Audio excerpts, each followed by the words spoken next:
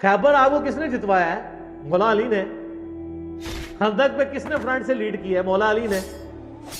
बदर में 20 से ज्यादा काफिरों के सरदार किसने कत्ल किए हैं? मौला अली ने। ओहद में भी। तो इतनी जंगें तो लड़ चुके हुए थे, उनकी तो पूरी जिंदगी जंगों से इबारत थी। तो खैबर कब लड़ी गई? जब हजरत अली की उम्र 28 साल थी। 28 साल की उम्र में उन्होंने इब्न अब्दुल वद को कत्ल किया, जो 100 बंदों से अकेला लड़ लेता था। कि नबी इस्लाम ने इस मौके पे जब ये फरमाया ना, तो आप इस्लाम ने मौला अली को बुला के अपने साथ खड़ा करके अपना हाथ उनके हाथ के ऊपर रख के यूं सहाबा में बुलंद करके कहा, मन कुन्तु मौलाहु फहादा अलीयुन मौला। और वो गदीर खुम की हदीस है, सही मुस्लिम में ऊपर तले 4 हदीस हैं, 6225 से 6228 तक। नबी इस्लाम ने हज्जतुल वदा से वापसी पे मक्के और मदीने के दरमियान खुम नामी गांव में खुतबा देते हुए फरमाया, ऐ लोगो आगाह हो जाओ, मैं भी एक इंसान हूं। करीब है कि अल्लाह का कासिद यानी मौत का फरिश्ता आए और मैं उसकी दावत कबूल कर लूं। मैं अपने बातों में 2 भारी चीजें छोड़ के जा रहा हूं। उनमें से पहली भारी चीज अल्लाह की किताब है, इसमें हदायत है, इसमें नूर है। अल्लाह की किताब अल्लाह की रस्सी है, तुम इसे पकड़ो, अपना ताल्लुक इसके साथ मजबूत करो। जो इसे पकड़ेगा वो हदायत पे होगा, जो छोड़ देगा गुमराह हो जाएगा। और दूसरी भारी चीज मेरे अहले बैत है, मैं अपने अहले बैत के मामले में तुम्हें अल्लाह का खौफ दिलाता हूं। मैं अपने अहले बैत के मामले में तुम्हें अल्लाह का खौफ दिलाता हूं। मैं अपने अहले बैत के मामले में तुम्हें अल्लाह का खौफ दिलाता हूं। 3 दफा नबी इस्लाम ने फरमाया। इसलिए आप सही मुस्लिम में हदीस 6225 से 8 तक 4 हदीस के ऊपर बाप पता क्या है? फजाइल मौला अली। हालांकि इसमें मौला अली का कहीं नाम ही नहीं है। वो इसलिए कि मुस्लिम शरीफ जब जिन लोगों ने इसके ऊपर तबवीब की, बाप बांधे, इमाम नबी को पता था ये किस मौके पे आप इस्लाम ने फरमाया, वहां कौन था, वो आपको डिटेल हदीस फिर मिलेगी जामिया तिरमिजी में, उसका एक हिस्सा डिटेल पूरी मिलेगी सुनन निसाई अल कुबरा के अंदर, अल मुस्तदरक लिल हाकिम के अंदर, मुस्नद इमाम अहमद में और मिशकात में भी आपको तीसरी जिल्द में मिलेगा कि नबी इस्लाम ने इस मौके पे जब ये फरमाया ना, तो आप इस्लाम ने मौला अली को बुला के अपने साथ खड़ा करके अपना हाथ उनके हाथ के ऊपर रख के यूं सहाबा में बुलंद करके कहा, मन कुन्तु मौलाहु फहादा अलीयुन मौला। और इससे पहले आप इस्लाम ने सूरह अहज़ाब की आयत नंबर 6 तिलावत की, अन्नबिय्यु औला बिल मुमिनीना मिन अनफुसिहिम। नबी सरपरस्त है, हक रखते हैं जानों से भी बढ़ के उम्मतियों के ऊपर। क्यों? उम्मतियों का काम है कि नबी को बचाने के लिए अपनी जान दे दें।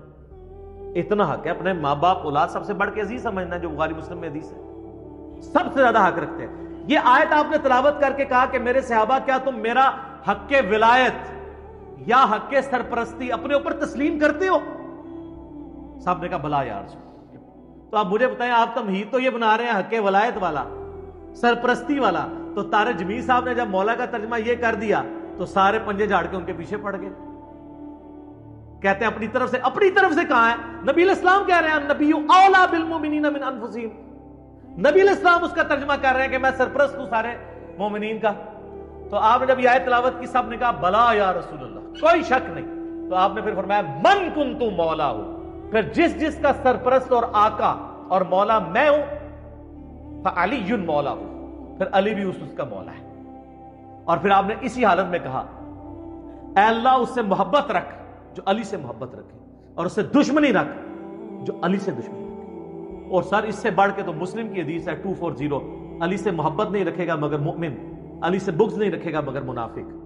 फिर जो फजाइल सहाबा अहमद बिन हंबल की किताब में जो 2 हदीसें हैं मौला अली से मौकूफन, कि उन्होंने फरमाया कि मेरी वजह से 2 फिरके गुमराह हो जाएंगे और 2 फिरके दोज़ख में चले जाएंगे, एक मेरी मोहब्बत में गुलूब करके और एक मेरी दुश्मनी में। तो मोहब्बत में गुलूब करने वाले तो सारे कहते हैं वो राफदी हैं, तो ये दुश्मनी में गुलूब करने वाले कौन है? खुद है ये जो ये बयान कर रहे होते हैं, इसलिए वो छुपा जाते हैं। अल्लाह माफी दे आपा। और शहजाद भाई ने सुनाया सी, हमारे एक शहजाद भाई है ना, तो वो एक अहले हदीस भाई को ना ये हदीस सुना रहे थे, तो उन्हें कहा हाँ बिल्कुल बिल्कुल। अच्छा, उसने आगे सवाल कर लिया कि ये जो दुश्मनी करने, जो मोहब्बत करने वाले हैं वो तो ये शिया राफदी हैं, तो ये जो दुश्मनी में बुक्स रखने वाले ये कौन है? तो उन्होंने कहा यार आपा असी लोग आओ। तो देख ले आप, मौला अली आप कह दें तो चिड़ سارے پنجے جھاڑ کے نکل لیے مولانا طارق جمیل حافظہ اللہ تعالیٰ کے خلاف. کتنی بڑی پرسنالٹی ہے, انہوں نے خیال بھی نہیں کیا. انہوں نے کہا طارق جمیل گمراہ ہو گیا, اس لیے طارق جمیل صاحب نے بھی ان پہ 4 تکبیریں پڑھ دی ہیں. ان کو بھی پتہ چل گیا کہ یہ لوگ تو یعنی سچائی کو قبول نہیں کریں گے. تو یہاں مولا کا معنی سرپرست ہے. پھر وہ کلپ چڑھائے ہوئے بڑے بڑے مفتیوں نے, وہ کہتے ہیں جی آگے الفاظ پڑھیں, آگے لکھا ہے اللہ اس سے محبت رکھ جو علی سے محبت رکھے, اس سے دشمنی رکھ جو علی سے دشمنی رکھے. تو اس کا مطلب ہے کہ یہ مولا کا معنی تھا دلی محبوب. اور پیچھے پڑھو, پیچھے ہے النبی اولا بالمؤمنین من انفسہم. سمجھ آئی؟ جیسے وہ بریلوی کہتے ہیں اگے پڑھو, اگے صراط الذین انعمت علیہم. اسی کہنا پیچھے پڑھو, پیچھے ایاک نعبد و ایاک نستعین. قبراں نو منگنے والے نہیں, اللہ کو منگنے والے. اور اس دن صراط المستقیم, سیدھا راستہ نبی الاسلام کا. تو کچھ اگوں پڑھ دینے, کچھ پیچھوں پڑھ دینے. سٹارٹ ہی حدیث سے ہوئی النبی اولا بالمؤمنین من انفسہم وازواجہ امہاتہم. سر یہ جو باتیں میں کر رہا ہوں انشاءاللہ یہ میرے جب کلپ چڑھ رہے ہیں نا, قیامت تک کے لیے ان کے منہ بند ہو جائیں گے جو انہوں نے کلپ چڑھائے ہوئے ہیں جی, اور مولا کا یہ معنی نہیں, وہ ہے. سارے معنی میں نے بیان کر دیے. اب لوگ خود فیصلہ کریں گے کہ یہاں پہ مولا کا معنی کیا ہے. جب یہ آیت پڑھی جا رہی ہو النبی اولا بالمؤمنین من انفسہم, اور بلکہ مسند احمد میں الفاظ ہیں, ہمارے نزدیک تو وہ والا حصہ ضعیف ہے, لیکن کتنے محدثین ہیں جو اس کو صحیح سمجھتے ہیں, انکلوڈنگ بریلوی دیوبندیوں کے بزرگ, کہ جب نبی اسلام نے یہ فرمایا تو سیدنا عمر نے آ کے حضرت علی کو کہا کہ آپ کو مبارک ہو, آپ تو سارے مومنین کے مولا بن گئے ہیں. تو حضرت عمر جب یہ کہہ رہے تھے کہ آپ کو مبارک ہو, آپ مولا بن گئے ہیں, تو حضرت عمر کو بھی پتا تھا میں مولا ہوں. تو حضرت علی کو کہنا چاہیے تھا کہ یار مولا تو تم بھی ہو, سارے صحابہ سے محبت رکھنی چاہیے. حضرت عمر خود مولا نہیں تھے کیا تھے؟ تو وہ علی کو کیوں کہہ رہے ہیں کہ مبارک ہو, آپ تو سب کے مولا بن گئے. اور سارے وہ یہی والے مولا بنے, النبی اولا بالمؤمنین من انفسہم وازواجہ امہاتہم. لہذا میں سمجھتا ہوں کہ مولانا اسحاق رحمہ اللہ تعالیٰ کا موقف ٹھیک ہے کہ امت میں مسلمانوں کے سیاسی طور پر پولیٹیکلی گورنمنٹ لیول کے اوپر جو امت میں خلیفہ اول ہیں وہ سیدنا ابو بکر الصدیق رضی اللہ تعالیٰ عنہ علیہ السلام ہے, اور امت میں روحانی طور پر نبی صلی اللہ علیہ وآلہ وسلم کے جو خلیفہ اول ہیں وہ سیدنا علی بن ابی طالب ہیں. یہی وجہ ہے کہ حضرت ابو بکر ہوں, حضرت عمر ہوں, عثمان ہوں, مولا علی سے مشورے کے ساتھ چلتے تھے, ان کو اہل البیت شمار کرتے تھے. تو یہ اپروپریٹ چیز ہے. تو باقی چوتھے خلیفہ تو خیر سارے ہی مانتے ہیں, چوتھے پہ تو آ کے ویسے ہی سب کو ماننا پڑ جاتا ہے. تو علی دا پہلا نمبر بھی, علی دا چوتھا نمبر بھی, دو چیز ٹھیک نے, بیک چیزیں ٹھیک ہے, ٹھیک ہے. تو باقی ان معنوں میں ٹھیک نہیں ہے کہ کوئی معاذ اللہ ابو بکر عمر رضی اللہ عنہما علیہم السلام پر سب و شتم کرے یا ان کی خلافت کو غاصبانہ کہے, نعوذ باللہ. ان معنوں میں بات نہیں کر رہا. تو یہ اللہ مولا اور علی مولا میں بہت فرق ہے. ٹھیک ہو گیا. تو یہ اکثر کہتے ہیں کہ جی وہ علی مولا کہنے سے وہ جو ہے نا پھر وہ اس طرف لوگ چل پڑیں گے. تو سر وہ تو آپ اللہم صلی علی سیدنا و مولانا محمد پڑھیں گے تو وہاں تو مولا نہ ہے جو قرآن میں انت مولانا فانصرنا علی القوم الکافرین. تو آپ دروشی میں مولانا پڑھنا چھوڑ دیں گے. تو دیکھیں آپ اہل بیت کی دشمنی انسان کو کہاں تک لے جاتی ہے کہ آپ کو پھر بہت کچھ چھوڑنا پڑ جاتا ہے. تو بہتر یہ ہے کہ آپ صبح و شام تسبیح نہ نکالا کریں, صرف ایک دفعہ کہہ لیا کریں کیا نہ میں وہابی نہ میں بابی, میں ہوں مسلم علمی کتابی. نہ ہم سو کالڈ وہابی ہیں, کوئی علمی بات کرے اسے وہابی کی گالی دے دیتے ہیں, اپنے زوم میں سے گالی سمجھتے ہیں. اور نہ ہم بابوں کا دفاع کرنے والے بابی ہیں, ہم علمی کتابی ہیں. تو مولا علی ہمارے مولا ہیں جی, اور انشاءاللہ ہمیں قیامت والے دن مولا علی کے ساتھ ہماری دعا ہے اللہ تعالیٰ ہمیں ان کے ساتھ محشور فرمائے, اہل بیت کے ساتھ محشور کرے, اور مولا علی کے دشمنوں کو, ان سے بغض رکھنے والوں کو آل امیہ کے ساتھ معشور کرے جن کی وہ طرفداری کر رہے ہوتے ہیں. ٹھیک ہے. آپ کو پتہ ہے کہ سیدنا عمر خود قادسیہ لڑنے کے لیے جا رہے تھے, کیونکہ یرموک سے زیادہ سخت جنگ قادسیہ کی ہوئی ہے. اس کی وجہ یہ تھی کہ جو رومن امپائر تھی نا, ان کے آج کی جس طرح آپ سمجھ لیں امریکہ, صدیوں سے وہ ورلڈ چیمپئن تھے, سپر پاور تھے. اگر ان کو کوئی چیلنج کرتی تھی تو پرشین امپائر کرتی تھی. لیکن وہ چونکہ چیمپئن تھے، ان کے فوجی مرات کے اور آسانیوں کے عادی ہو چکے ہوئے تھے. لیکن جو پرشین امپائر تھی نا، یہ چونکہ عرب کے نزدیک تھی، جس طرح عرب کے لوگ ٹف جنگجو تھے نا ریگستانوں کے، تو جو یہ فارس کے لوگ تھے نا ایران کے، پرشین امپائر کے، یہ بھی ان کے لیول کے ٹف لوگ تھے. بلکہ ان کے پاس تو ہاتھی بھی تھے. عرب کے گھوڑے تو ہاتھی دیکھ کے بھاگ جاتے تھے. بڑی مشکل سے پھر مسلمانوں نے 8,500 مسلمانوں کی قربانی سے قادسیہ جیتی گئی ہے. وہ آپ عمر سیری سر دیکھیں تو آپ کو پتہ چلے قادسیہ کیا ہوئی ہے. تو نہج البلاغہ میں مولا علی کا ایک خطبہ موجود ہے جو میں نے جو ہے مسئلہ 162A میں بیان کیا تھا. کلپ لاکھوں لوگوں نے دیکھا ہے. خلفائے ثلاثہ کی شان میں مولا علی کے خطبات، 5 خطبات. ان میں سے اب یہ شیعہ کی کتاب کے اندر خطبہ موجود ہے. سنی تو ویسے ہی مانتے ہیں کہ حضرت عمر نے مشورہ لیا کہ میں قادسیہ کے لیے خود جانا چاہتا ہوں، بڑی جنگ ہے، میں خود لیڈ کروں. لیڈ کرنے سے یہ ہوتا ہے کہ پھر وہ نچلے لوگوں کا مورائل بلند ہوتا ہے. تو حضرت علی نے آ کے ان کو سمجھایا. وہ بڑے زبردست الفاظ ہیں، ورڈ بائی ورڈ میں نے اس میں پڑھے نہج البلاغہ سے. وہ کہتے ہیں کہ تم جو نا اس وقت مسلمانوں کی، جس کو ہم وہ کہتے ہیں نا، وہ قلعہ ہو، یعنی جب کسی جانور کو بھاگنے سے بچانا ہونا تو اس کو ایک قلعے کے ساتھ باندھا جاتا ہے. وہ سینٹر ہوتا ہے. قلعہ قائم ہے تو جانور قائم ہے، قلعہ اکھڑ گیا تو گیا. تو ان کا تم مسلمانوں کا اس وقت سینٹر ہو. اگر تم مارے گئے تو پیچھے مسلمانوں کی جمعیت بکھر جائے گی. تم اپنی جگہ کسی اور کو بھیج دو. سعد بن ابی وقاص کو بھیجا گیا رضی اللہ تعالیٰ عنہ. خدا نہ خواستہ ہم نے شکست کھائی اس جنگ قادسیہ میں تو ہم پیچھے سے اور کومک روانہ کر دیں گے عرب کے لوگوں کو جمع کر کے، تو پھر ایک اور مارکا لڑ لیں گے.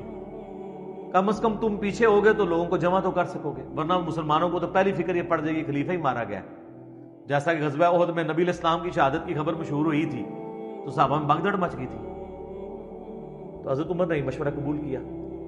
تو سیدنا عمر نہیں گئے. سیدنا عمر کی ایک عادت تھی کہ وہ جتنے سینئر صحابہ ہیں نا ان کو تھنک ٹینک کے طور پہ اپنے ساتھ رکھتے تھے. اس لیے آپ دیکھیں سعد ابن ابی وقاص نے جیسے ہی فتح کیا نا پرشیا، انہوں نے واپس بلا لیا کہ تمہارا مدینے میں ہونا ضروری ہے.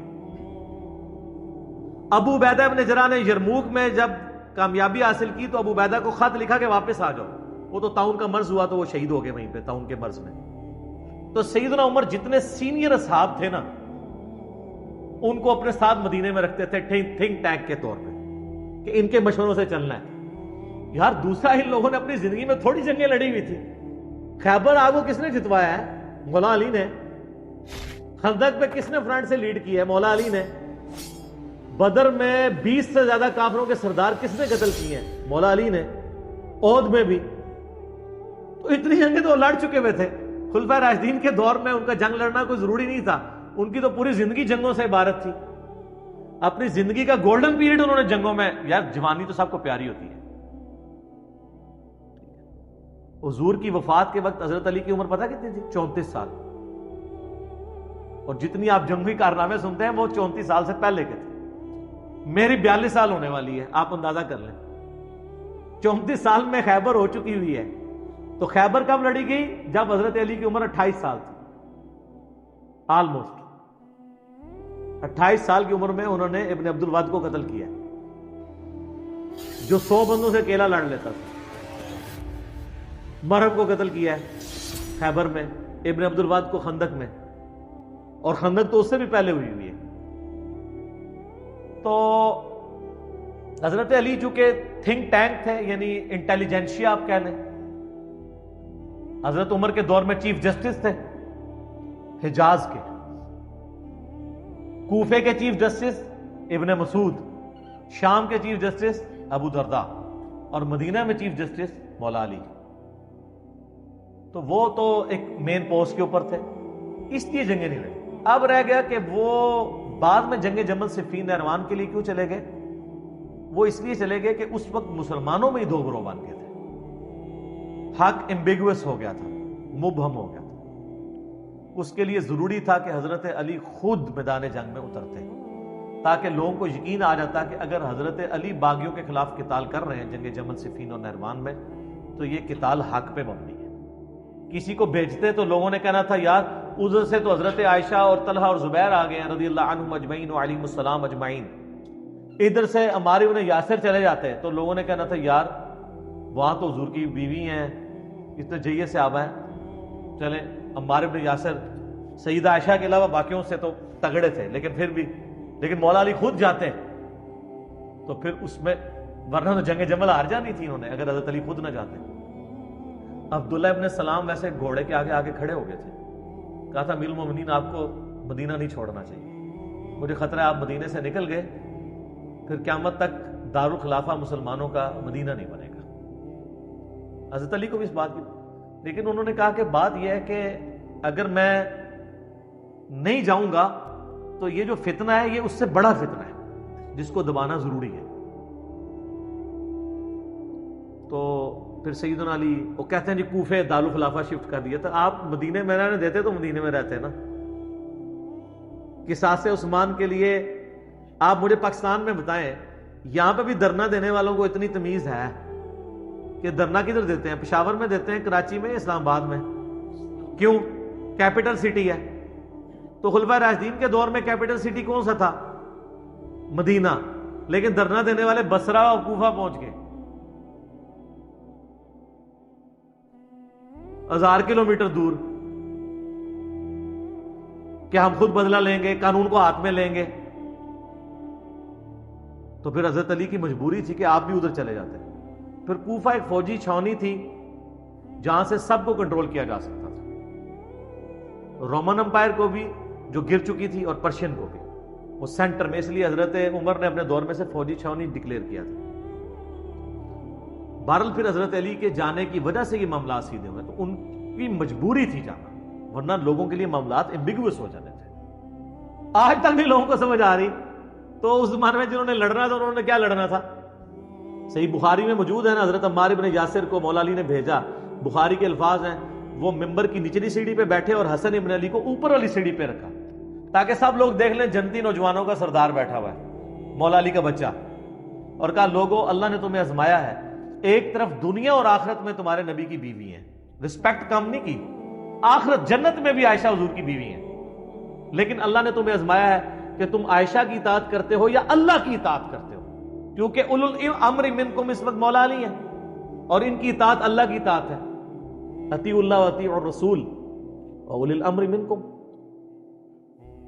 تو جب یہ سینیریو ہو، اس وقت مولا علی کی مجبوری تھی وہاں سے نکلنا، اور آپ دیکھیں انہوں نے بعد میں پھر کوئی ان کے ساتھ زیادتی بھی نہیں کی، جمل میں جو دوسری طرف سے مرے ان کے جنازے بھی پڑھائے ہیں، ان کی عورتوں کو لونڈیاں نہیں بنایا، خود سیدہ عائشہ کو عزت اور احترام کے ساتھ وہاں سے رخصت کیا ہے۔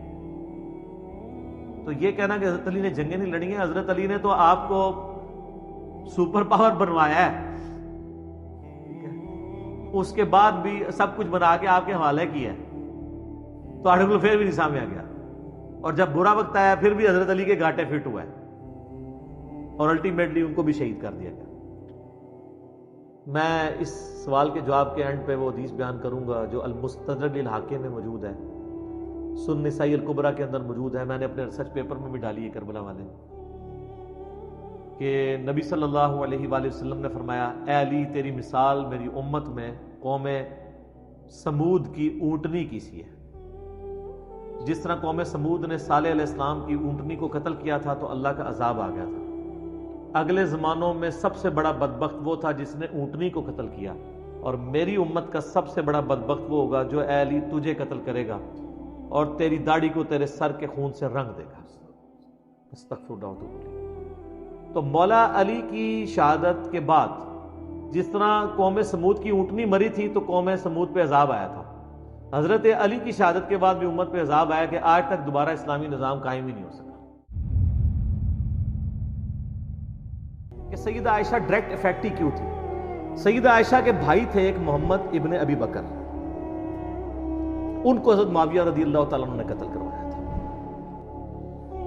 محمد بن ابی بکر 9 ہجری میں پیدا ہوئے ہیں اور 30 سال سے کم ان کی عمر تھی کہ ان کو قتل کر دیا گیا، اور ان کا بیٹا ایک ہی تھا قاسم، اور قاسم کی جو آگے سے بیٹی تھی وہ تھی فاطمہ جو امام جعفر صادق علیہ السلام کی ماں ہے۔ اکثر سنی بڑے فخر سے کہہ رہے ہوتے ہیں اہل بیت کے امام جو ہیں وہ تو حضرت ابوبکر صدیق کی اولاد میں سے ہیں. سر حضرت ابوبکر صدیق رضی اللہ تعالیٰ عنہ کی وہ اس اولاد سے ہیں جو بنو امیہ کے بہت مخالف تھی. وہ آپ والی وہ اولاد نہیں ہے. سمجھ رہی بات کی؟ اس کی حدیثیں ہیں بخاری میں قاسم کی جو محمد بن ابی بکر کا بیٹا ہے.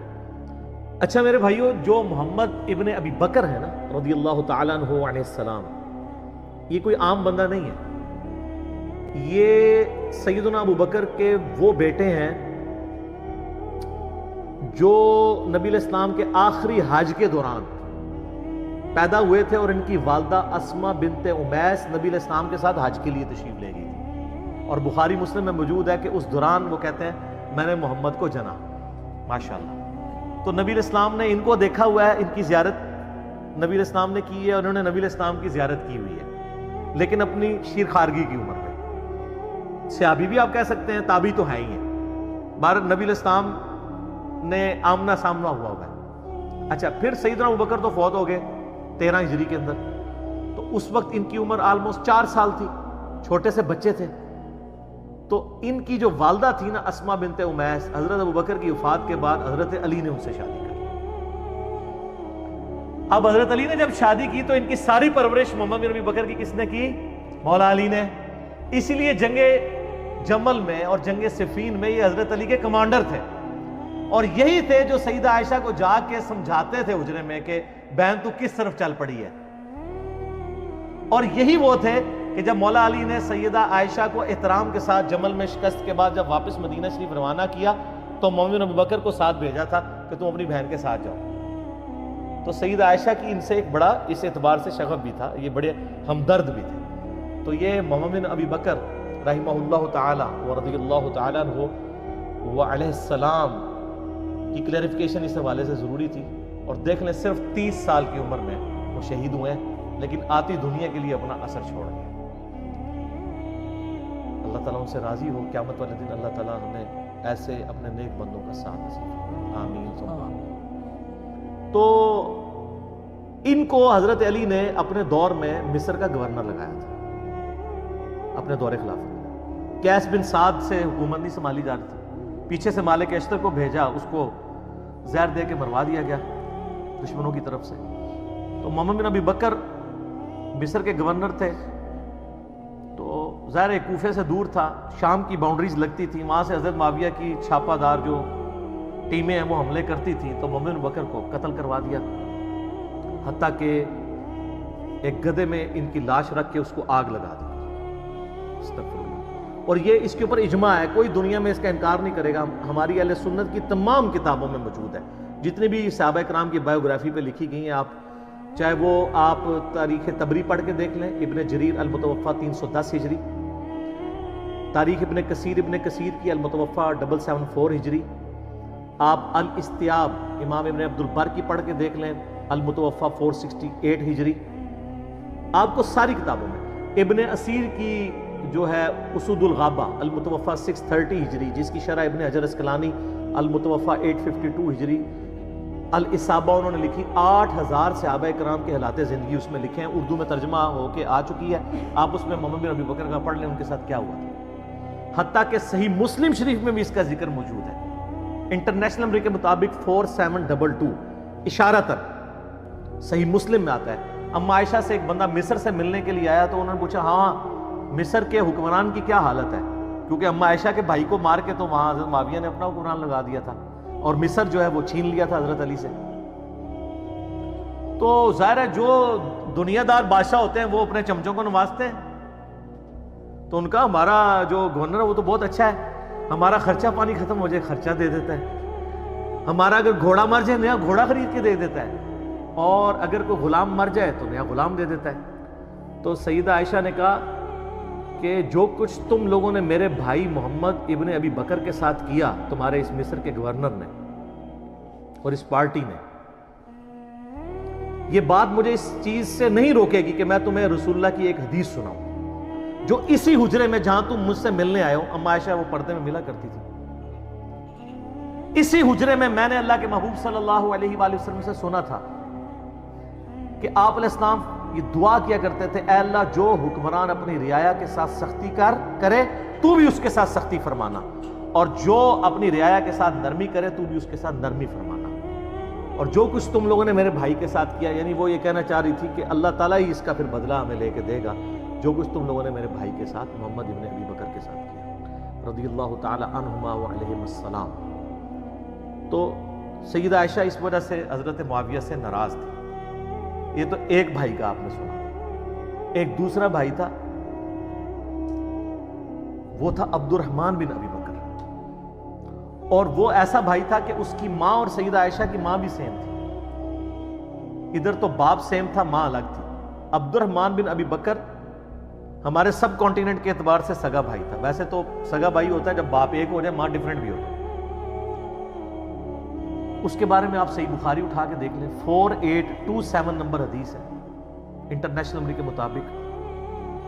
مروان جب حجاز کا گورنر ہوتا ہے، مسجد نبی میں خطبہ دیتے ہوئے وہ بار بار یزید ابن معاویہ کا ذکر کرتا ہے تاکہ وہ بیعت لے حضرت معاویہ کے بعد ان کے بیٹے کے لیے۔ یہ بخاری کے الفاظ ہیں۔ اور اس کے لیے ظاہر ہے جب وہ فضائل و برکت، جیسے یہاں بھی ہوتا ہے کہ امت کے وسیع تر مفاد میں، یا میرے عزیز ہم وطنوں، یہ وہی چیز۔ تو اللہ تعالیٰ نے امیر المومنین کو یہ بات سجھائی ہے۔ اچھا، یہ بخاری میں بھی حدیث ہے، اور یہ آپ کو ڈھونڈنا کوئی مشکل نہیں ہے۔ آپ تفسیر ابن کثیر کھول کے سورۃ الاحقاف پارہ نمبر 26 میں آیت نمبر 17 کے کانٹیکسٹ میں بخاری کی حدیث اور جتنی اور حدیثیں ہیں، یہ حدیث المستدرک للحاکم کے اندر بھی موجود ہے بڑی ڈیٹیل کے ساتھ، اور یہ حدیث سنن نسائی الکبریٰ کے اندر بھی موجود ہے بڑی ڈیٹیل کے ساتھ، اور یہ سارے کے سارے طرق حافظ ابن کثیر المتوفیٰ 774 ہجری نے سورۃ الاحقاف آیت نمبر 17 کے کانٹیکسٹ میں ساری حدیثیں ایک جگہ جمع کر دی ہیں، بخاری کی، حاکم کی، نسائی کی، باقی کتابوں کی۔ پہلے میں بخاری والا حصہ بتاتا ہوں آپ کو۔ تو بخاری کے الفاظ ہیں، عبد الرحمن بن ابی بکر کھڑے ہوئے اور انہوں نے اس حاکم وقت کو کچھ کہا۔ اب امام بخاری نے یہ نہیں بتایا کہ کیا کہا، لیکن یہ بات سمجھ آ گئی کہ گل چوبے علی کی تھی، اگر لگ گئی جا کے، کیونکہ وہ بھی اس قسم کی باتیں کر رہا تھا۔ وہ باتیں میں آپ کو دوسری کتابوں سے، حاکم سے اور سنن نسائی الکبریٰ سے بتاؤں گا، اور تفسیر ابن کثیر کھول کے آپ لوگوں کے گھروں میں ہوگی، پڑھ لیں، PDF فریلی اویلیبل ہے۔ تو اس کے بعد بخاری کے الفاظ ہیں کہ وہ مروان کو غصہ آیا، اس نے کہا پکڑو اسے، گرفتار کرو، آج کے دور میں نیب کے حوالے کرو۔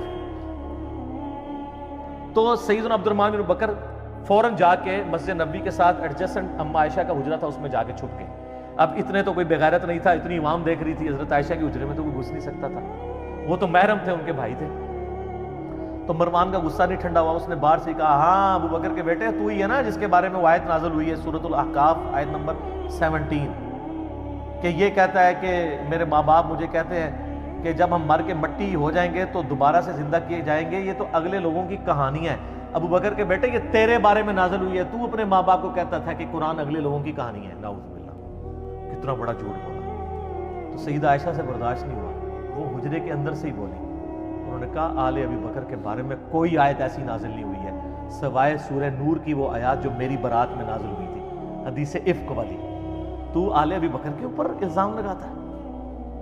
بخاری میں اتنی حدیث ہے، لیکن فلنگ دی بلینکس موجود ہے، انہوں نے بلینکس امام بخاری نے چھوڑی ہیں، وہ فل کی ہیں حاکم نے اور سنن نسائی الکبریٰ میں، اور حافظ ابن کثیر نے بھی کر دی سورۃ الاحقاف آیت نمبر 17 میں۔ وہ کیا ہے کہ مروان نے کہا کہ امیر المومنین جو ہے نا یہ چاہتے ہیں کہ اپنے بعد اپنے بیٹے کو نامزد کر دیں، جس طرح کہ ابو بکر نے بھی تو عمر کو نامزد کیا تھا، حالانکہ وہ بھی مشورے سے کیا تھا، اور دوسرا عمر حضرت ابو بکر کے بیٹے تھے، تو کیا وہ مطلب وہ کس طریقے سے ریزیمبلنس بنا رہا تھا، تو اس پہ ابو بکر کے بیٹے کو غصہ تو آنا تھا نا۔ تو ابو بکر کا بیٹا عبد الرحمن بن ابو بکر وہاں کھڑا، اس نے کہا سیدھی طرح کہہ تیرا امیر المومنین معاویہ کیسر و کسرا کے طریقے پہ چلنا چاہتا ہے، ابو بکر اور عمر کے طریقے پہ نہیں۔ ہائے ہائے ہائے، اے وہ گل سی جیڑی بخاری میں لکھا ہے، کچھ کہا انہوں لگ گئی آگ، انہوں نے کہا پڑھو انہوں، پھر آگے بخاری میں آتا ہے، اور اس میں آگے موجود ہے کہ سیدہ عائشہ نے اندر سے کہا اسکت، چپ کر، بکواس بند کر، آل ابی بکر کے بارے میں کوئی ایسی آیات نازل نہیں ہوئی سوائے میری برات میں۔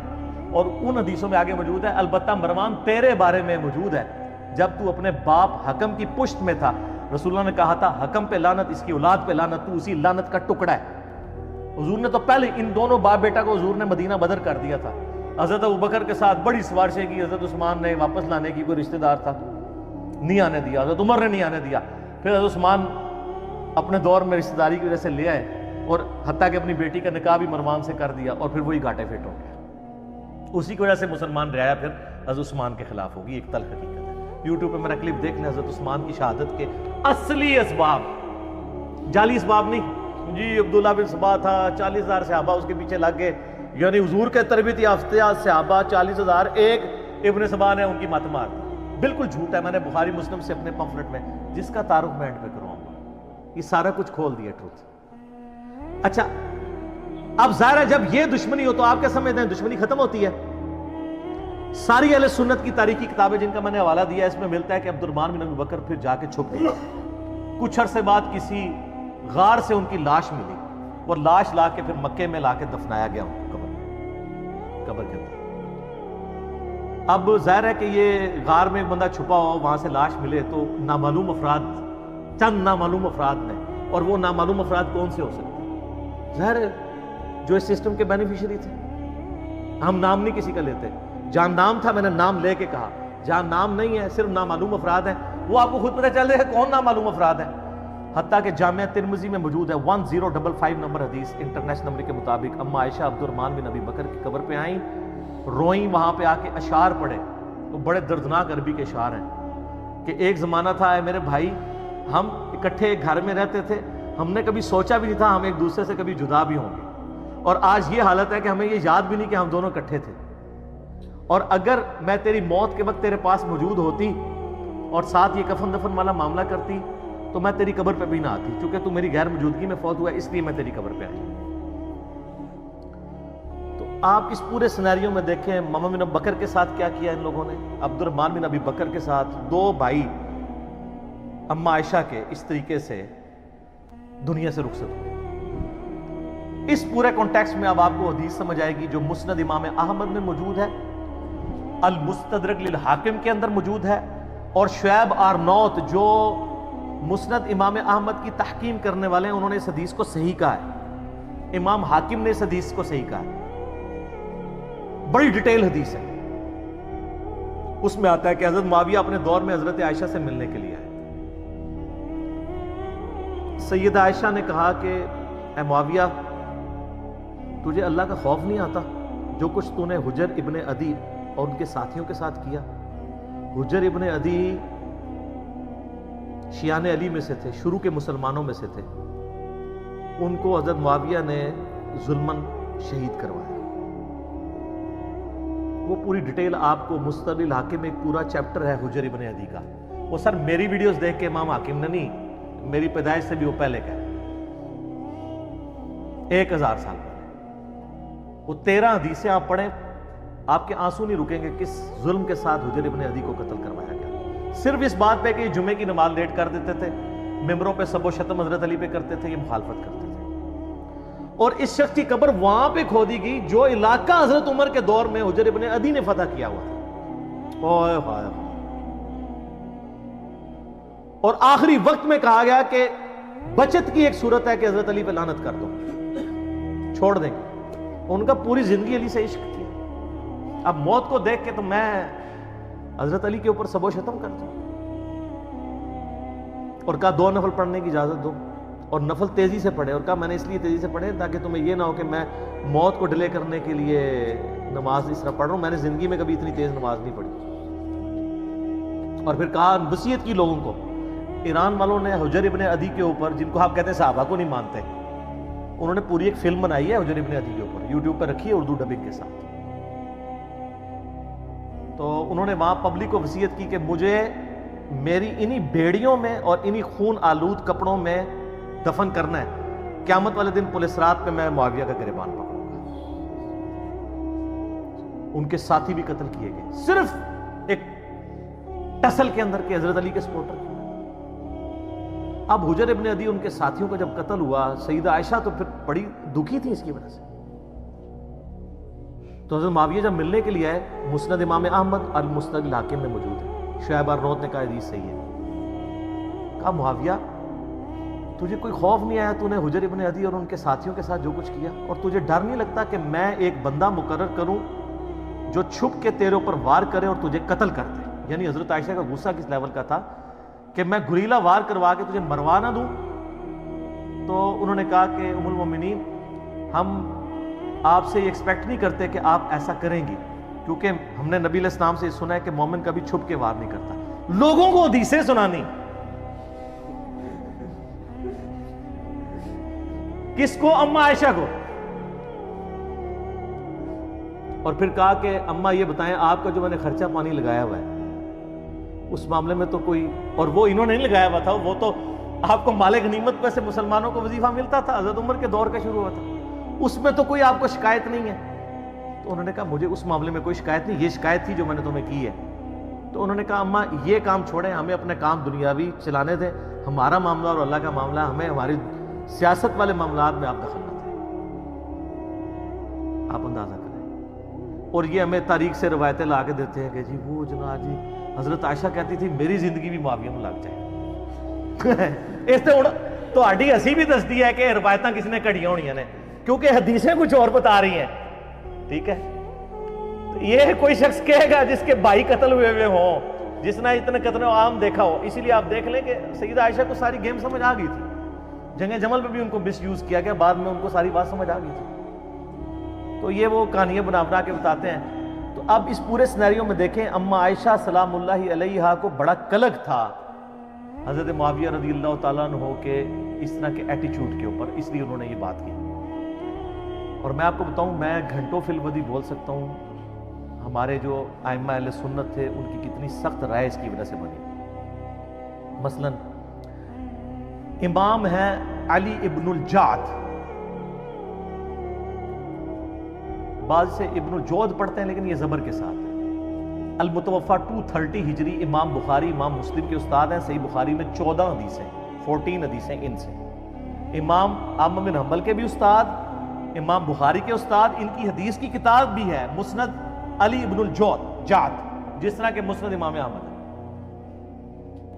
سکہ سرٹیفائیڈ سنی امام. ان کے بارے میں ابن حجر اسقلانی تہذیب التقریب میں صحیح سند کے ساتھ لے کے آئے ہیں. اور شیخ زبیر زئی صاحب رحمہ اللہ تعالیٰ نے اپنی جو وہ قیام رمضان کی تعداد درختوں کی وہ جو کتاب ہے اس میں بھی نقل کیا ہے. یہ کہا کرتے تھے اگر مجھے قیامت والے دن یہ بات پتہ چلے کہ اللہ تعالیٰ معاویہ کو عذاب دے رہا ہے تو مجھے یہ برا نہیں لگے گا، کیونکہ مجھے پتہ ہے اس نے امت کے ساتھ کیا کیا. بولے اعوذ باللہ تعالیٰ. لیکن ہم نے کبھی ایسی بات نہیں کی ہے. ہم بخاری مسلم کی حدیثیں بیان کر کے بھی نیو رافضی ڈکلیئر ہو جاتے ہیں چند ناسبیوں کی طرف سے، جو آلموسٹ اب ختم ہو چکے ہیں، اپنے فرقے کی وہ میت پہ ہی نوحہ کر رہے ہیں. لیکن اس کو وہ اہل سنت کا امام مانتے ہیں جو کہہ رہے ہیں مجھے تو عذاب کا بھی سنا تو مجھے برا نہیں لگے گا. اور یہ ایک امام نہیں سر، کئی امام. ادھر تو سب کانٹیننٹ میں حنفی زیادہ ہے نا. آپ نے امام بدر الدین عینی کا نام سنا ہوا ہے، المتوفا 855 ہجری. امام عینی جو ہے امام حنیفہ کے بعد چند جو بڑے امام ہیں نا حنفیوں کے ان میں سے ایک ہے، کیونکہ انہوں نے صحیح بخاری کی شرح لکھی ہے عمدۃ القاری. وہ جو عمدۃ القاری ہے نا شرح، اس میں صحیح بخاری کی ایک حدیث ہے انٹرنیشنل نمبر کے مطابق 7083، جہاں وہ جنگ صفین میں عمار ابن یاسر کے قتل کے بارے میں ڈسکشن کرتے ہوئے، بخاری مسلم دونوں میں حدیث ہے نا کہ عمار کو ایک باغی جماعت قتل کرے گی، عمار ان کو جنت اور اللہ کی طرف بلائے گا، وہ جماعت دوزخ کی طرف بلائے گی. صحیح بخاری 2812. بڑے سخت الفاظ ہیں. اس حدیث کو ڈسکس کرتے ہوئے ایک اور موقع پہ صحیح بخاری کے اندر 7083 نمبر حدیث کہ اگر ایک مسلمان دوسرے کے خلاف تلوار اٹھا لے، اس حدیث کے کانٹیکسٹ میں ڈسکس کرتے ہوئے عمدۃ القاری کے اندر جو ہے نا امام بدر الدین عینی نے جو کچھ لکھ دیا ہے نا سرکار، وہ اتنا سخت ہے. یہ میرے پمفلٹ میں ڈلا ہے کہ اس کا تعارف اینڈ پہ آپ کو کروں گا. میں آپ کو صرف ورڈ بائی ورڈ وہ پڑھ کے سناتا ہوں. وہ کہتے ہیں کہ امام کرمانی نے کہا کہ سیدنا علی اور حضرت معاویہ دونوں ہی مجتہد تھے. زیادہ سے زیادہ یہ ہو سکتا ہے کہ حضرت معاویہ کو اجتہاد میں خطا لاحق ہو گئی ہو، ان کو 1 اجر ملے گا جبکہ سیدنا علی کو 2 اجر ملیں گے. اعلیٰ یہ بھی کہانی ہے. وہ بخاری مسلم میں حدیث ہے کہ حکمران وقت اگر غلط اجتہاد کرے تو اسے 1 اجر ہے اور اگر صحیح کرے تو 2 ہے. مخالفین کو تو باغی کہا گیا ہے، ان کے لیے تو حدیث ہی نہیں ہے. ادھر سے پکڑ کے فٹ کرنے کی کوشش کرتے ہیں. یہ حدیث ہی کچھ اور تھی. بار تو وہ آگے لکھتے ہیں کہ یہ کرمانی نے تو یہ کہا، لیکن میں کہتا ہوں، امام عینی حنفی کہتے ہیں کہ حضرت معاویہ کو خطا کو اجتہادی خطا کیسے کہہ دیا جائے، اور ان کے اجتہاد پہ کیا دلیل ہے؟ حالانکہ ان کو یہ حدیث بخاری اور مسلم کے حوالے سے پہنچ چکی تھی کہ آپ علیہ السلام نے فرمایا افسوس ابن سمیہ کو ایک باغی جماعت قتل کرے گی، اور ابن سمیہ عمار ابن یاسر ہے، اور ان کو حضرت معاویہ کے گروہ نے جنگ صفین میں قتل کیا. کیا حضرت معاویہ اس پہ راضی نہیں ہے کہ اللہ تعالیٰ ان کو برابر چھوڑ دے، چہ جائے کہ ان کو سیدنا علی کی بغاوت پر ایک اجر بھی ملے؟ یہ حنفی سارے ٹھیکیدار بنے ہوئے ہیں نا. اے اپنے امام کے آپ ورڈ پڑھیں. اچھا، اس کے علاوہ آپ نے ایک اور بڑا نام سنا ہوگا، ملا علی قاری. سنا ہے نا؟ بڑے مشہور ہیں. المتوفا 1014 ہجری. انہوں نے مشکات کی شرح لکھی ہے، مرقات المفاتیح. پوری دنیا میں ایک اتھینٹک شرح مانی جاتی ہے، کوئی شک نہیں اس میں، کمال کام کیا. اس میں جب مشکات میں حدیث آتی ہے نا، یہ عمار کو باغی جماعت قتل کرے گی، انٹرنیشنل نمبر کے مطابق مشکات میں بھی یہ بخاری مسلم کے حوالے سے آئی ہے 5878 مشکات کے اندر. تو اس حدیث کے تحت ملا علی قاری، جنہوں نے میری ویڈیوز نہیں دیکھی ہوئی تھی، میری ویڈیوز سے بہت پہلے ان کے کمنٹس پڑھے ہیں، سنیں جی ورڈ بائی ورڈ. میں کہتا ہوں کہ جب حضرت معاویہ پر واجب تھا کہ وہ اپنی بغاوت سے رجوع کر کے خلیفہ برحق حضرت علی کی اطاعت کی طرف آ جاتے، مخالفت چھوڑ دیتے، اور خلافت منفیہ یعنی نفع حاصل کرنے کی طلب سے خلافت کے حوالے سے اس کو ترک کر دیتے، جو انہوں نے نہیں کیا، تو اس سے ظاہر ہوتا ہے کہ وہ باطن میں باغی تھے اور ظاہر میں خون عثمان کو ڈھال بنائے ہوئے تھے. وہ کہتے ہیں گل وچ کوئی اور ہے، حضرت عثمان کا نام یوز ہو رہا تھا، اندر مسئلہ کچھ اور تھا. یہ میں نہیں، ملا علی قاری.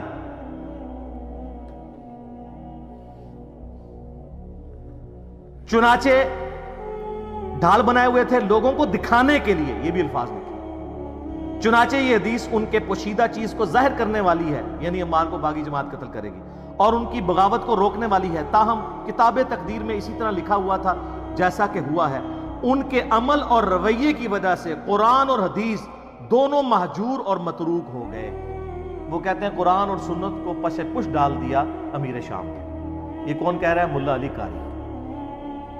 سر ٹروتھ لور ہر زمانے میں موجود ہوتے ہیں. اچھا، ایک اور بہت بڑا امام جس کو سارے ہی مانتے ہیں، ابن حجر اسقلانی، جس نے فتح الباری لکھی ہے بخاری کی شرح، المتوفا 852 ہجری. وہ بخاری میں ایک حدیث آتی ہے، 2-3 حدیثیں کٹھی ہیں ذکر معاویہ والے چیپٹر میں. تو اس کے کانٹیکسٹ میں انہوں نے کچھ کامنٹس کیے ہیں، وہ بھی ہم نے اپنے ریسرچ پیپر میں ڈالے ہوئے ہیں. ورڈ بائی ورڈ آپ کو پڑھ کے سناتا ہوں. میرا ایک یوٹیوب پہ کلپ بھی ہے، حضرت معاویہ رضی اللہ تعالیٰ عنہ ماموں، وہ کہتے ہیں نا وہ خال المومنین ہے، اس میں بھی میں نے یہ پڑھ کے سنایا تھا، اس میں بھی میں آپ کو پڑھ کے سنا دیتا ہوں. ابن حجر اسقلانی فتح الباری میں لکھتے ہیں، جو بخاری کی حدیث تھی نا 3766 ذکر معاویہ والی، کہتے ہیں امام بخاری نے یہاں صحیح بخاری میں حضرت معاویہ سے متعلق باب کے عنوان میں صرف ذکر معاویہ بیان کیا ہے، اور فضائل معاویہ یا معاویہ کی منقبت جیسے الفاظ استعمال نہیں کیے، کیونکہ اس حدیث سے کوئی فضیلت معلوم ہی نہیں ہوتی. البتہ سیدنا عبداللہ ابن عباس کا حضرت معاویہ کے لیے فقی اور صحابیت کا بیان کرنا ہی بطور فضیلت کافی ہے. وہ حدیث یہ تھی کہ حضرت معاویہ ایک وتر پڑھا کرتے تھے، تو لوگوں نے آ کے ابن عباس کو بتایا کہ یہ تو ایک وتر پڑھتے ہیں، یعنی باقی نہیں پڑھتے ہوں گے نا، 3 ہی پڑھتے ہوں گے. تو انہوں نے کہا معاویہ کو چھوڑ دو، وہ فقیہ ہے، صحابی. تو ابن حجر بھی کہہ رہے ہیں اس سے فضیلت اگر ثابت ہوتی تو امام بخاری اس میں باب باندھتے، اور یہ بات کی بالکل ٹھیک ہے، کیونکہ شرح معانی الاثار جسے طحاوی شریف بھی کہتے ہیں، امام طحاوی المتوفا 321 ہجری، وہ بھی ان حدیثوں کو ڈسکس کر کے اپنی سند سے ایک حدیث لے کے آئے ہیں، اور انہوں نے کہا کہ یہ تو ابن عباس نے تقیہ کیا تھا. وہ ایک اور روایت لے کے آئے ہیں جس میں وہ کہتے ہیں کہ جب ان کو بتایا کہ حضرت معاویہ ایک وتر پڑھتے ہیں تو انہوں نے کہا اس حمار سے پوچھو کہ اس نے یہ ایک وتر کہاں سے نکال لیا. وہ ترجمہ کرنے والے نے بھی حمار لکھے. حمار عربی میں کہتے ہیں ڈونکی کو، گدھے کو، تو ترجمہ ہی نہیں نیچے کیا. تو میں نے وہ دکھایا تھا، وہ دیوبندیوں نے چھاپی ہوئی ہے، طحاوی شریف شرح معانی الاثار. تو وہ ابن حجر اس پہ کہہ رہے ہیں. تاہم امام ابن ابی عاصم نے حضرت معاویہ کے مناقب میں ایک رسالہ لکھا. اسی طرح کا کام ابو عمر غلام اور ابو بکر نقاش نے بھی کیا، اور امام ابن جوزی نے بھی من گھڑت احادیث والی کتاب الموضوعات، موضوعات شریف گھڑی حدیثیں، ان میں بھی کچھ روایتیں ذکر کر کے امام اسحاق کا یہ قول نقل کیا ہے کہ حضرت معاویہ کی فضیلت میں صحابی ہونے کے سوا کوئی چیز ثابت نہیں۔ اور یہ صرف ابن جوزی المتوفا 597 ہجری نے نہیں لکھا، ابن تیمیہ نے منہاج السنہ میں المتوفا 728 ہجری یہی قول لکھا ہے ابن تیمیہ، اور اس کا شاگرد امام ذہبی المتوفا 748 ہجری سیر اعلام النبلاء میں انہوں نے سیم یہی قول نقل کیا ابن اسحاق کا کہ حضرت معاویہ کے فضائل میں صحابی ہونے کے علاوہ کچھ بھی ثابت نہیں ہے، وہ جو کچھ عادی مادی ادھر ادھر لے کے آتے ہیں نا، وہ سب کا کیٹاگوریکل ڈینائی کرتے ہیں، کچھ بھی ثابت نہیں۔ ابن حجر اسقلانی پھر مزید لکھتے ہیں کہ یہی وجہ ہے کہ امام بخاری نے بھی اپنے استاد امام اسحاق بن راہویہ پر اعتماد کرتے ہوئے حضرت معاویہ کے لیے لفظ فضیلت یا منقبت استعمال نہیں کیا، بلکہ صرف ذکر معاویہ لکھا۔ تاہم اپنی گہری نظر سے ایسا استنباط فرمایا، یعنی حضرت معاویہ کو صحابی ثابت کر کے، جس سے روافظ کی بھی سرکوبی ہو۔ رافضی بھی دوسری ایکسٹریم پہ ہے نا، وہ ان کی صحابیت کا بھی انکار کرتے ہیں، تو ان کا رافضیوں کا بھی رد کیا اور ناسبیوں کا بھی کر دیا۔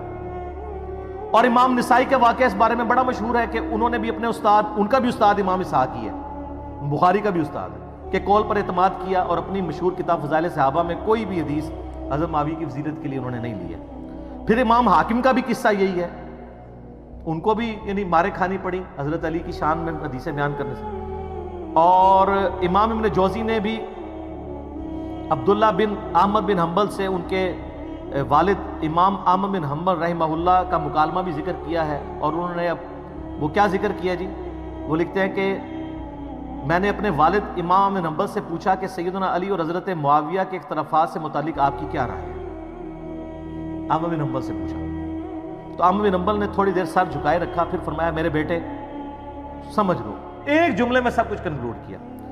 علی کے دشمن بہت زیادہ تھے جنہوں نے بڑی کوشش کی کہ ان کے عیب تلاش کیے جائیں، مگر ناکام رہے، چنانچہ انہوں نے متبادل چال کے طور پر دوسرے شخص یعنی معاویہ کو مقصد براری کے لیے موضوع پایا جو علی سے جنگیں کر چکا تھا، چنانچہ ان دشمنوں نے حضرت علی کے مقابلے پہ اس کو بڑھا چڑھا کر پیش کیا۔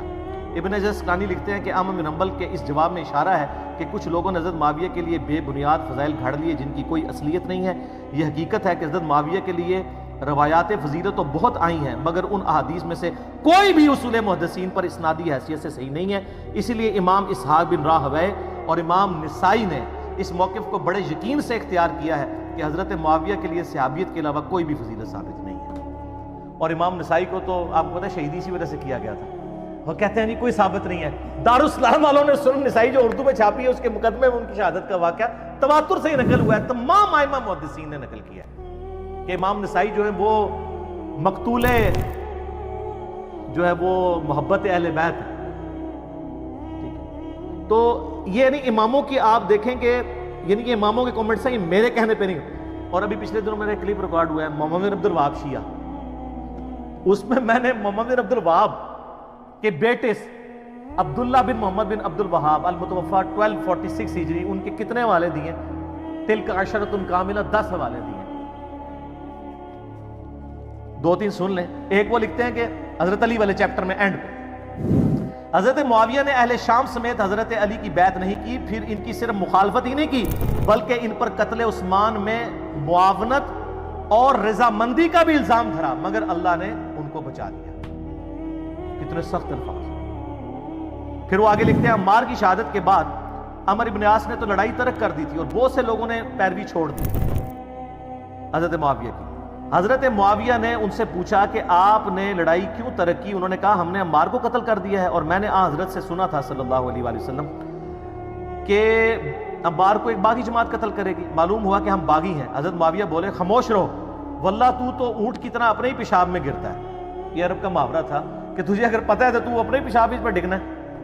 کیا ہم نے ان کو قتل کیا؟ ان کو تو علی ان کے ساتھیوں نے قتل کیا جنہوں نے لا کے انہیں ہماری تلواروں کے درمیان پھینک دیا، ہم تو اپنے بچاؤ میں لڑ رہے تھے جس میں وہ قتل ہو گئے۔ اس کی خبر جب حضرت علی کو ہوئی تو انہوں نے فرمایا اس طرح تو پھر حضرت حمزہ کو حضرت نے خود قتل کیا تھا کہ جنہوں نے کافروں کے مقابلے پہ حمزہ کو بھیج دیا۔ ہائے کتنی بڑی پھکی دیتی مولا علی نے، ایڈی بڑی پھکی مولا علی دے سکتے ہیں یا انجینئر علی صاحب دے سکتے ہیں۔ انہوں نے کہا اگر یہ تیری لاجک مان لی جائے، وہ تو عمار تو حضرت علی کی فیور میں لڑ رہا تھا، تو کہہ رہے نہ وہ آتا حضرت علی کی طرف سے، نہ ساڑی تلوار تلے آگے مرتا، نعوذ باللہ۔ آگے پھر انہوں نے ایک اور جگہ لکھا ہے اسی میں حضرت علی والے چیپٹر میں، بنو امیہ ان کی تنقیص اور ان کے بارے میں نازیبا الفاظ استعمال کرتے رہے۔ میں نے بخاری مسلم سے ثابت کیا ہے کہ ممبروں پر حضرت علی پہ یہ لوگ لعنت کرواتے تھے۔ صحیح مسلم 6229 انٹرنیشنل نمبر کے مطابق الفاظ ہیں، لعن اللہ ابا التراب، علی ابن ابی طالب ابو تراب پر اللہ کی لعنت، نعوذ باللہ۔ انہی پر لوٹ کی جا رہے ہیں۔ وہ کہتے ہیں نازیبا الفاظ استعمال کرتے رہے، مگر اس سے علماء کے دل میں علی کی محبت اور بڑھ گئی، قدر و منزلت میں اضافہ ہو گیا۔ عمر بن عبداللہ بن زبیر کہتے ہیں کہ بنو امیہ 60 سال تک حضرت علی کو گالیاں دیتے رہے، مگر ان کا کچھ نہ بگاڑ سکے، بلکہ ان کی شان پہلے سے بھی بلند ہو گئی۔ دین نے ایک عمارت کھڑی کی جسے دنیا نے گرانے کی کوشش کی، دنیا کچھ نہ بنا سکی، مگر جو کچھ بنایا اس کو بھی منہدم کر دیا۔ یعنی دنیا اپنا بھی گواہ بیٹھی، حضرت علی کو نہیں نیچے کر سکی۔ تو اس قسم کی یعنی کئی ایک محدثین کے اقوال ہیں۔ اب یہ سارے کے سارے مولوی پنجے جھاڑ کے پڑ گئے پیچھے مودودی صاحب کے۔ حالانکہ میں بتاؤں، آپ نے اس سارے ائمہ کے اقوال سنے، سب سے سافٹ لینگویج اگر کسی کی ہے تو مودودی صاحب کی ہے۔ آپ سن کے حیران ہو جائیں گے، مولانا مودودی نے خلافت و ملوکیت کا جو چوتھا چیپٹر ہے، 4 نمبر، چوتھا چیپٹر، خلافت راشدہ سے ملوکیت کا سفر، اس کے اینڈ پہ کچھ جملے لکھے ہیں، ورڈ بائی ورڈ سنیں۔ اس طرح خلافت راشدہ کا نظام کا آخری اور قطعی طور پر خاتمہ ہو گیا۔ خلافت کی جگہ شاہی خانوادوں نے لے لی، اور مسلمانوں کے اس کے بعد سے آج تک پھر اپنی مرضی کی خلافت نصیب نہ ہو سکی۔ حضرت معاویہ رضی اللہ تعالیٰ عنہ کے محامد اور مناقب اپنی جگہ پر، ان کا شرف صحابیت بھی واجب الاحترام ہے۔ ان کی یہ خدمت بھی ناقابل انکار ہے کہ انہوں نے پھر سے دنیا اسلام کو ایک جھنڈے کے تلے جمع کیا اور دنیا میں اسلام کے غلبے کا دائرہ پہلے سے زیادہ وسیع کر دیا۔ ان پر جو شخص لان تان کرتا ہے وہ بلا شبہ زیادتی کرتا ہے۔ یہ مودودی صاحب لکھ رہے ہیں، کہ ایک مودودی 100 یہودی، پڑھے بغیر ہی، ایک غریب تو بدتمیز، پڑھا ہے ہی کچھ نہیں، الزام۔ لیکن ان کے غلط کام کو تو غلط کہنا ہی ہوگا۔ اسے صحیح کہنے کے معنی یہ ہوں گے کہ ہم اپنے صحیح اور غلط کے معیار کو خطرے میں ڈال رہے ہیں۔ بس کون سی سخت لینگویج استعمال کی ہے؟ یعنی 6 جملوں میں سے 5 تعریفی ہیں اور ایک میں کہا کہ یار اولو العلم قائما بالقسط بنو، ورنہ کل کو کوئی بھی بندہ جو ہے نا وہ اپنی غلطیوں کی جعلی تعویلات کرنا شروع کر دے گا۔ یہ کوئی کرائٹیریا نہیں ہے کہ آپ اس طریقے سے چیزیں پکڑیں اور کسی شخص کے بارے میں اس کا جھوٹا دفاع کریں، اس کی وجہ سے دین کی عمارت ہی گرنی شروع ہو جائے۔ تو مودودی صاحب کے پیچھے لوگ پنجے جھاڑ کے پڑ گئے۔ اللہ کے فضل سے میں نے جو ہے نا وہ ہمت دکھائی۔ یہ سر میرا ریسرچ پیپر ہے، واقعہ کربلا کا حقیقی پس منظر، 72 صحیح الاسناد احادیث کی روشنی میں، جس میں نے 200 روایتیں اکثر بخاری و مسلم سے جمع کی ہیں، اہل سنت کی مین اسٹریم کتابوں سے۔ 72 کا ٹائٹل میں نے شہدائے کربلا کی نسبت سے لیا، حدیثیں 200 سے زیادہ ہیں، ایک ایک نمبر پہ کئی حدیثیں ہیں۔ مثلا 33 نمبر پہ غدیر خون کے 8 طرق میں نے جمع کیے ہیں۔ یہ پمفلٹ عربی میں بھی ہے، اردو میں بھی ہے، انگلش میں بھی ہے، ہندی میں بھی ہے، تو باقی تو کوئی زبان بچی نہ۔ فری ڈاؤن لوڈ کریں اس کی سافٹ کاپی، پروفیشنل PDF ہماری ویب سائٹ ahlusunnatpark.com سے۔ اس میں نے اکثر حدیثیں بخاری مسلم سے دور حاضر کے بڑے بڑے محدثین، شیخ البانی، شیخ زبیر لیزئی، شیخ شعیب ارنوت رحمہم اللہ اجمعین، اور اس کے علاوہ باقی محدثین کی باقاعدہ تحکیم لگائی ہوئی ہے اور پوری گیم سمجھائی ہے خلافت راشدہ سے سیدنا عمر کی شہادت سے لے کے سیدنا حسین کی شہادت تک۔ خلفائے راشدین کون ہے؟ سیدنا عثمان کی شہادت کے اصلی اسباب کیا ہیں؟ جنگ جمل صفین اروان کے اوپر بخاری مسلم کی حدیثیں، اس کے بعد صلح حسن، پھر حضرت معاویہ کا دور ملوکیت، اور پھر یزید کی ولی عہدی، اور پھر الٹیمیٹلی سیدنا حسین ابن علی کی مظلومانہ شہادت۔ یہ سارے کے سارے ٹاپکس میں نے ان ڈیپتھ اس کے اندر کور کی ہیں۔ آج آپ جتنی حکمرانوں کو گالیاں نکالتے ہیں اور آپ جناب 1400 سال سے دعا مانگ رہے ہیں اللہ عمر جیسا حکمران نصیب فرما، تمہاری دعاؤں ان تک نہیں قبول ہو رہی ہیں، اسے کام بھی بڑا بڑا پایا ہے، بہت بڑا جرم آپ نے کیا ہوا ہے۔ تو لیکن اب آپ دیکھیں تبدیلی آ رہی ہے، اب لوگوں کو یہ پتہ لگنا شروع ہو گیا کہ واقعی یار کام ڈالا ہے، اور یہ تبدیلی اسی دور میں کیوں آئی ہے؟ پہلے تو یہ نہیں تھی۔ اب یعنی بچہ جو ہے وہ جمل صفین ارمان ڈسکس کر رہا ہے، ہمارے تو ابوں کے علماء کو بھی نہیں تھی پتا۔ کیوں؟ اسلام کی نشت ثانیہ کے لیے ضروری ہے کہ امام مہدی کے آنے سے پہلے لوگوں کو جمل صفین ارمان سمجھ آئے اور اہل بیت کا مقام سمجھو، ورنہ جب آ کے حضرت امام مہدی کے یوٹیوب پہ ویڈیوز چڑھنی ہے کہ علی حق پہ ہے تو انہوں نے کہنا یہ شیعہ ہے، تو کہاں سے ان کی بیعت کرنی ہے؟ ان سے پہلے ہی کام ختم ہو چکا ہوگا ہماری ویڈیوز کی برکت سے، یا جدھر جدھر ہوگا۔ آپ عرب میں چلے جائیں، عدنان ابراہیم ہے، سنی ہے، اکیلے بندے نے تل پٹ کر کے رکھ دی ہر چیز، صحیح فصیح اللسان عربی زبان میں ان کی ویڈیوز رکھی ہیں، انگلش سب ٹائٹل میں آپ کو ملیں گی، حالانکہ ٹائی لگاتا ہے وہ بندہ، فلسطین کے پناہ گزین کیمپوں میں اس کی پرورش ہوئی ہوئی ہے، دنیاوی طور پہ بھی وہ پی ایچ ڈی ہے۔